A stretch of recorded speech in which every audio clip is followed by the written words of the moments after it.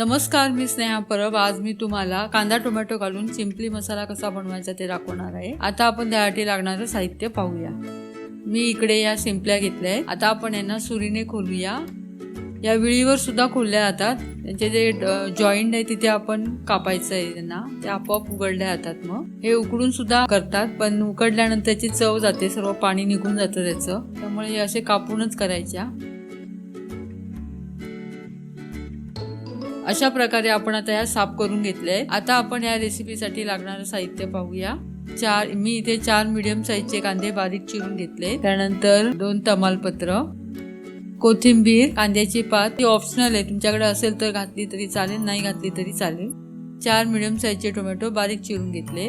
तेल, मीठ, मालवणी मसाला, हळद, कोकम। मी इथे आंबटपणासाठी कोकम घातले। तुम्हाला हवा असेल तर तुम्ही त्यामध्ये लिंबू सुद्धा वापरू शकता।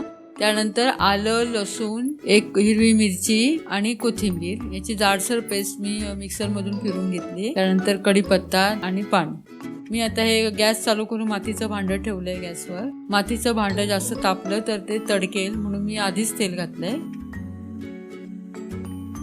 त्यानंतर आता यामध्ये लगेच कढीपत्ता घालूया। कढीपत्ता चांगला तडतडल्यानंतर त्यामध्ये आपण आता तमालपत्र घालूया। आता त्यानंतर आपण यामध्ये हे बारीक चिरलेले कांदे घालूया। त्यानंतर आपण यामध्ये कांदा भाजत असताना आलं, लसूण, 1 हिरवी मिरची आणि कोथिंबीरची जाडसर जी पेस्ट वाटून घेतली ते घालूया।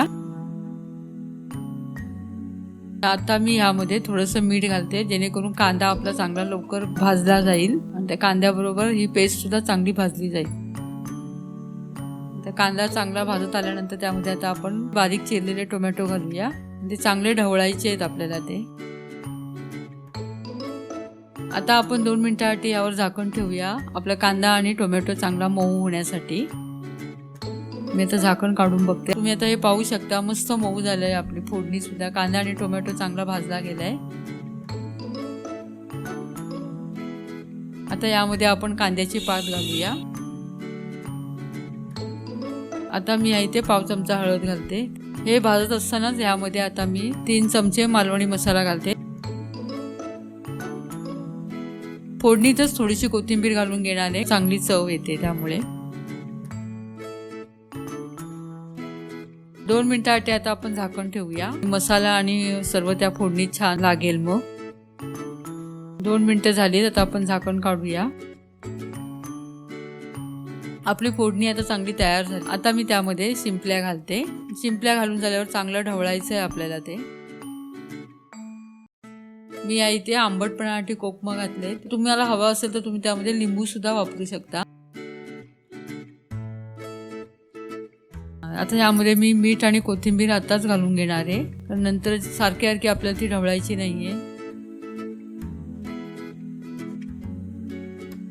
सर्व व्यवस्थित ढवळून झाल्यानंतर आपण त्यावर आता झाकण ठेवूया आणि झाकणावर थोडं पाणी ठेवणार आहे। हे पाणी आपल्याला आतमध्ये घालायचं आहे। पाणी जर गरम असेल तर लवकर उकळी येईल त्याला। मग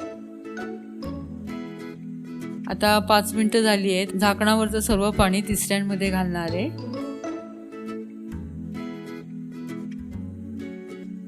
त्याच्यामध्ये भरपूर पाणी, ते शिजायलाही हवेत आपल्याला त्या तिसऱ्या। मी आता ह्यामध्ये पूर्ण 1 ग्लास पाणी घातलंय। थोडी कोथिंबीर मी आणखी घालणार आहे यामध्ये, नंतर पुन्हा घालायची गरज नाही। मग आणि एकदा सर्व ढवळून व्यवस्थित मग पुन्हा बारीक गॅसवर मी झाकण ठेवणार आहे यावर। आता 5 मिनिटं झालीत। मी आता हे झाकण काढून बघते। तिसऱ्या शिजायला वेळ लागत नाही, ते लवकर शिजतात। आणि तुम्हाला किती पातळ हवं, घट्ट हवं, त्याप्रमाणे तुम्ही पाणी घालू शकता। मला इथे 1 ग्लास पाणी लागलं। आपल्या तिसऱ्या ह्या तयार झाल्या आहेत। मातीच्या भांड्यामध्ये थोडं पाणी आटतं, कारण ते बंद गॅस केल्यानंतर सुद्धा ते चालू उकळत असतं ते आतमध्ये, त्यामुळे मी आताच गॅस बंद करते आणि थोडं अजून घट्ट होणार आहे। अशा प्रकारे आपले वाटण न घालता तिसऱ्या मसाला किंवा सिंपली मसाला तयार झाला। तांदळाच्या भाकरी किंवा भात किंवा चपाती बरोबर खूप छान लागतो। तुम्ही नक्की ट्राय करा आणि मला कमेंट मध्ये नक्की कळवा की कसा झालाय तो। माझा हा व्हिडिओ जर तुम्हाला आवडला असेल तर माझ्या व्हिडिओ लाईक करा। माझे लेटेस्ट अपडेट हवे असतील तर माझ्या YouTube चॅनलला सबस्क्राईब जरूर करा। आता आपण भेटू नेक्स्ट व्हिडिओमध्ये। तोपर्यंत नमस्कार।